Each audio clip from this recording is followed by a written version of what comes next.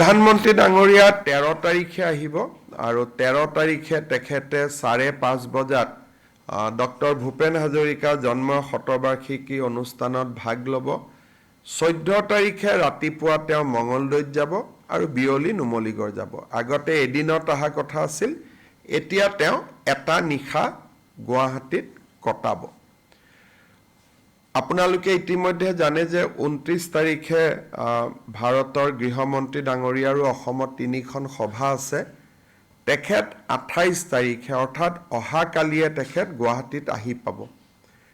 গুৱাহাটীত আহি পাই তেখেতে আমাৰ ভাৰতীয় জনতা পাৰ্টিৰ কাৰ্যালয়লৈ আহিব।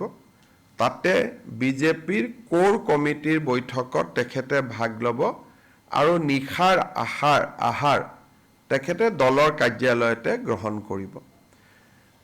29 তাৰিখে ৰাতিপুৱা তেখেতে 10:30 বজাত ৰাজভৱন, তাৰ পিছত আমাৰ NDAৰ পঞ্চায়ত সন্মিলন আৰু বিয়লি 4 বজাত তেখেতে গোলাপ বৰবৰা জন্ম শতবাৰ্ষিকীত যোগদান কৰিব।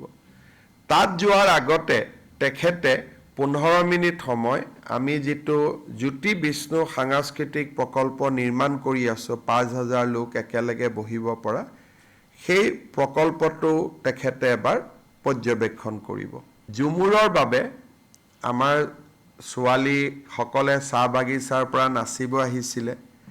আমি তেওঁলোকক এটা মাননি বৰঙণি দিয়া কথা আছিলে ছেপ্টেম্বৰত BTC নিৰ্বাচন হৈ থাকিব। গতিকে মডেল কোড অফ কণ্ডাক্ট অনুসৰি আমি BTC এৰিয়াত মাননি দিব নোৱাৰিম।